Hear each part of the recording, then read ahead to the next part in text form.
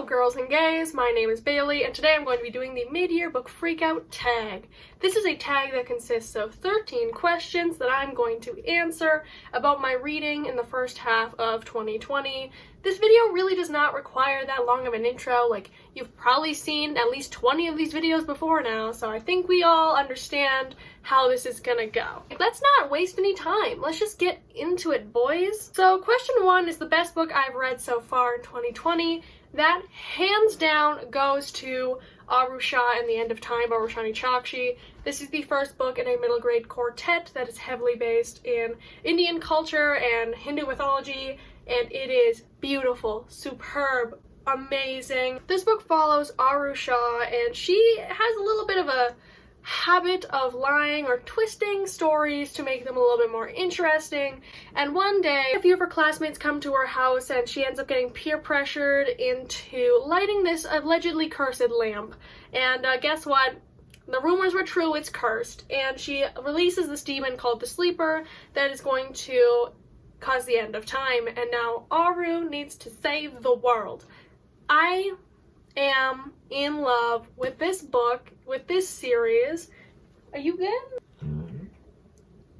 I know I'm boring. I just recently read this month and it has completely stolen my heart. I gave this book 5 out of 5 stars. It's whimsical, it's beautiful, it's funny, it's witty, and it's just amazing. You know what? Throughout this video I'm probably gonna be talking about this book and Aru Shah in general quite a lot, so like I would say sorry, but I'm not sorry. You need to read this book. It's phenomenal. It's so beautifully crafted and you need it in your life, so I'm not sorry. I'm actually blessing you by bringing this book into your life if you have not read it yet, because if you have not read it yet, what are you doing? Before I end up raving about this book for like an hour, we gotta move on to the second question, which is the best sequel you've read so far in 2020. Now here's the thing. I haven't read a lot of sequels, and I haven't liked a lot of the sequels I've read, except for Aru Shah and the Song of Death by Roshani Chakshi, the second book in the Aru Shah quartet, or the Pandava quartet, I do believe. I'm sorry. I'm gonna be raving about these books throughout this video. I'm sorry, but they're like the best books I've read this year, so I'm not actually sorry. I was very scared that this book was not gonna like do it for me, because I oftentimes don't enjoy sequels, especially when new characters are being introduced, but the characters that were introduced in this book I ended up falling in love with. Roshani Chakshi like really was successful with this book, because my biggest problem with like sequels is when new main characters are introduced and they're never as good as the originals, or I just don't like them, and this book did not have that problem. Like they introduced the characters they introduced the new characters, and throughout the book, I just fell in love with them too, just like the characters in the first book. I absolutely love the characters in the story, and I also think that the world and the mythos and everything was just as top tier as the first book. We're going on a different adventure in this book, and you kind of have to come up with new situations to put these characters into, and they were just as whimsical and exciting as the first book, arguably more. And the antagonist of this book has like obviously a motivation, and the motivation of this antagonist to me is so sad. Like it made me genuinely sad. I legitimately started crying at the end of this book because of the antagonist, because instead of like the classic motivation of like I want to rule the world, like the antagonist actually has a more genuine and heartfelt reason for doing what they're doing, rather than just the classic I'm evil bullshit.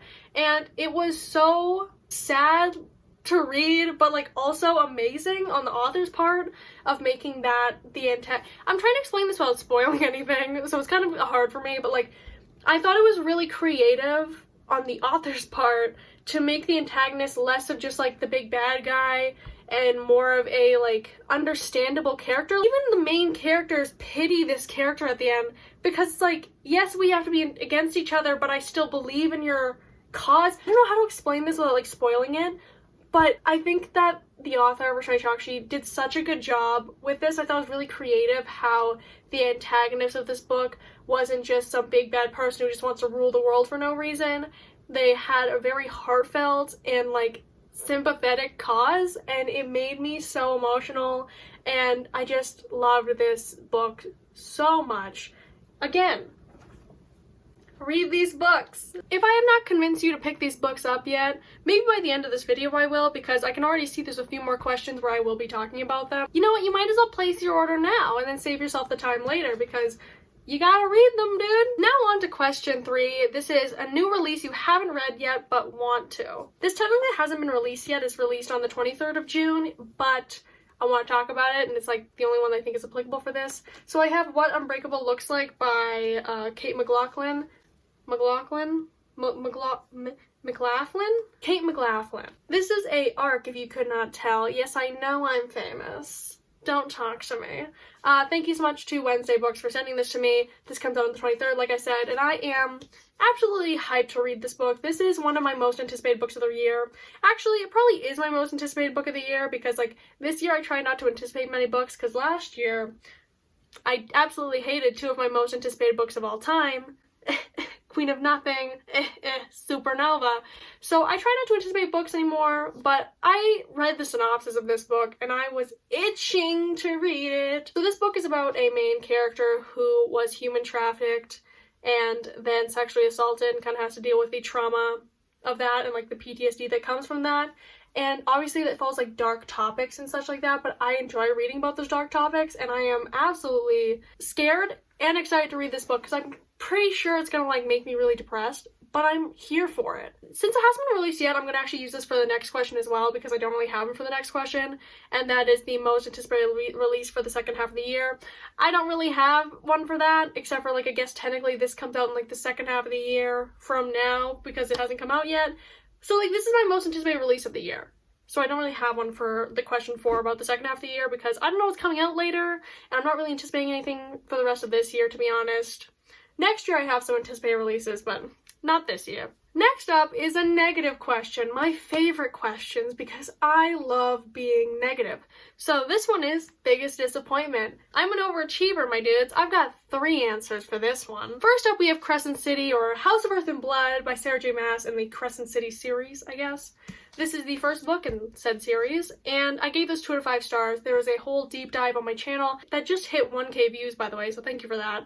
But this book was a big fat disappointment, because it really, to me, is the same as all of her other work. There's so many aspects of it that are just so similar and so clearly the same tropes that she decides to use from her other books. In general, like, this book just didn't do it for me. I don't want to go over all of my gripes with this book right now, because there's a whole last 50-minute video that I made about it. But yeah, this book was not it. Next up, we have Sinner by Maggie Stiefvater. This is the 4th book in the Shiver series.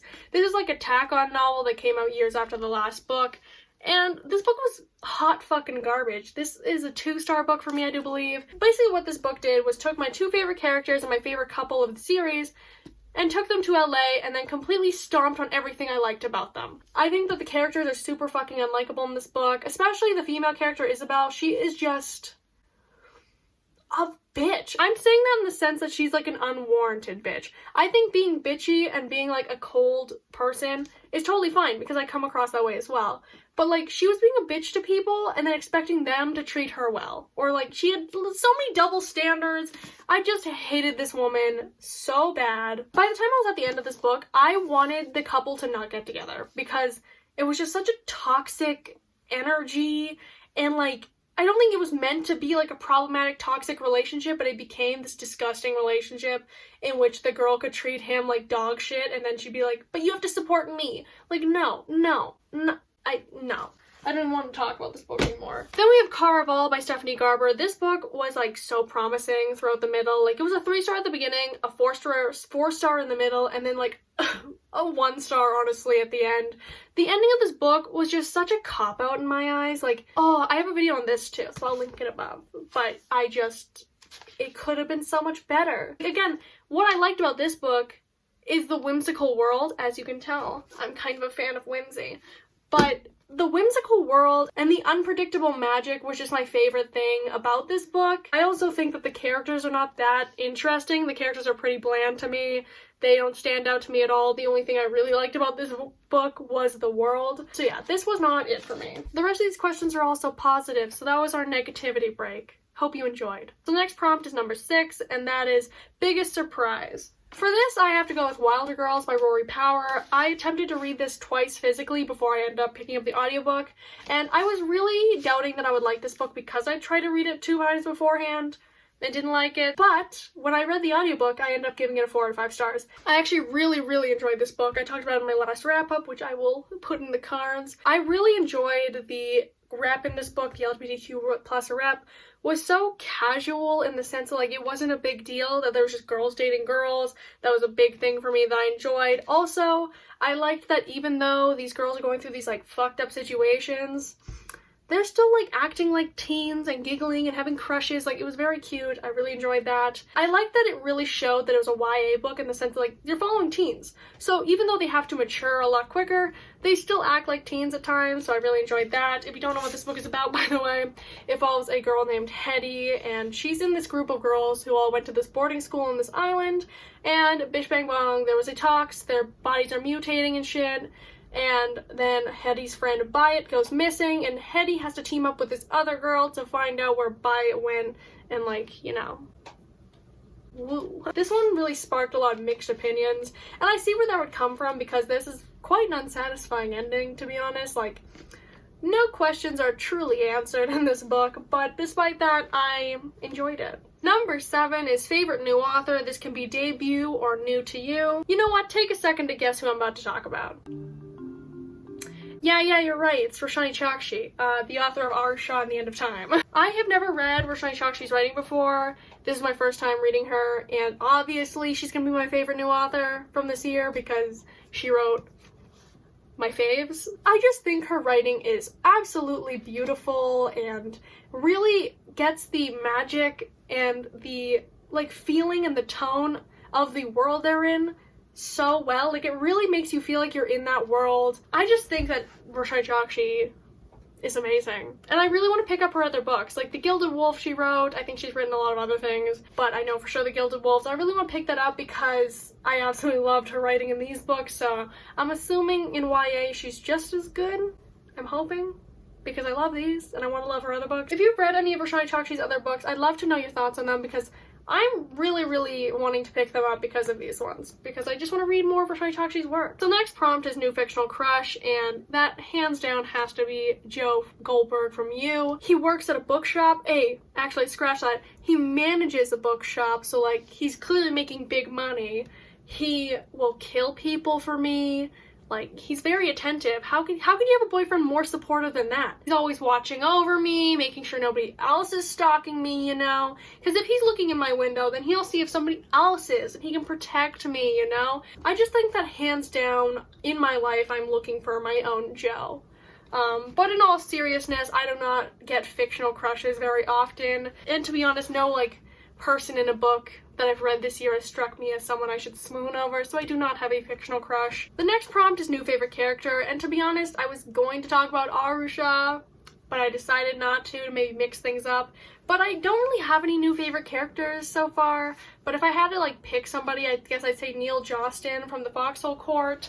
If you don't know what this book is about, it's about Neil Jostin, and he joins this university Exie team. Exie is just aggressive lacrosse, basically. But Neil Jostin honestly deserves so much better. I feel like he's a soft boy on the inside. He definitely gives me soft boy vibes that's just encased in a shell of trauma. I really like Neil from this book. I don't know if he's a favorite character of all time at this point in time, but he's definitely my favorite character out of the book, so that counts for something, right? I'm really excited to read the rest of this series to, like, see the found family stuff develop more and, like, the characters themselves develop more. But so far, like, Neil is a baby and he deserves so much better. The next prompt is book that made you cry. I have 2 answers for this. I have Aru Shah and The Song of Death, and I also have The Great Gatsby, so we're going to talk about this one first, which I already briefly mentioned. At the end of this book, we have, like, our little confrontation with our antagonists, and we learn their motivations, and they just depressed me real hard because they were just not those, like, classic villain motivations where it's just like, I'm a dick for the purpose of being a dick. Like, there's actual sympathetic reasons for the antagonist's actions, and it was so heartbreaking, but also great to read. So that's that. And then The Great Gatsby, bitch, it's so depressing to me at the end. To me, the ending of this book is just big fat tragedy. I think the fact that the ending is so unfair to certain characters just made me cry because I was so upset about the injustice. I was just so upset about the injustice that this character faced, and that like nobody's getting punished. There's no fucking justice. It upsets me. So that's what happened here. If you've read the end of this, I feel like you'll kind of get what I mean, but it made me mad. It made me very mad. Number 11 is a book that made you happy. Now, I'll let you guess again what book I'm going to be holding up for this, because it's definitely not that obvious. I'm actually going to hold up two. Aru Shah and the End of Time and Aru Shah and the Song of Death. I know you haven't heard of these, you haven't heard me talk about them yet, but like, I think they're actually pretty good and I think you should maybe pick them up. Aside from everything else I've said about these books, something that was really special for me reading these is that like when I was younger, I didn't really read a lot, but when I did read books, like I never really got to see myself in a main character. And I'm biracial and I'm part Sri Lankan, and Sri Lanka is a little island on the end of India, so their cultures and religions are very like intertwined with each other. So reading this character that follows like Hindu mythology and Indian culture, I really connected with the main character and it was really heartwarming to read. Like I finally got to see myself in a main character, and my younger self never got to do that, so like it was just really fun for me. It was really great. I have no more words to describe how much I love these books. So the next prompt is most beautiful book you've bought so far this year or received. I really don't care about book covers. Like I will drag a book if it's ugly as fuck. But like in general, I don't think, and I don't have like a favorite book cover. I don't think any book covers are like exceptionally wonderful to look at. But I really do like this book cover. This is Rules for Being a Girl by Candace Bushnell and Katie Katugno. I think this book is honestly gorgeous. I think the color scheme and like the metallic sort of look at the fire is just, it's so pleasing for me to look at. I think the whole aesthetic of this book is just like doing a lot for me. I love the color scheme. This is a feminist book. It's about sexual assault and like sexual harassment, and we love to see it. Feminism, we love to see it. So 13 is what books do you need to read by the end of the year? So I started a read-along for the Throne of Glass series by Sarah J. Maas because I wanted to reread it so I could finally read the last book, and we were supposed to read the first book in May, and guess what? I didn't even fucking read it because I'm trash. Guess who's failing their own read-along? It's me. I am sorry to everybody who I'm doing this with, especially Ariel, because she called me out from my wrap-up. I know, Ariel. I know. I am trash. Okay, I promise though, I pinky swear I'm going to read this book this month and Crown of Midnight and catch up on my shit because I feel really bad. But yeah, I was supposed to read this in May, so now I'm reading it this month. I'm trying. But yeah, I plan to read this book and the rest of the series by the end of this year, so that's what we're trying to do. I'm not going to give you a description of this book because you probably already know. I need to stop being like a garbage fire at sticking to my decisions, so I'm going to try to read this book, and if I do not read this book, I'm going to delete my channel. So since that was the last prompt, that means that we are officially done with this tag for today. Hopefully the rest of 2020 goes like probably a bit better than this half of 2020 went, honestly, because like I only read 3 5-star books this half of 2020. So I'd like to enjoy more of the books I read in the next 6 months because like we don't have a good ratio of enjoying to disliking books, honestly, at this point. One of my closing notes of this video, read Aru Shah and the End of Time. Thanks, bud. Bye-bye for now, friends. I've been Bailey. Have a good life.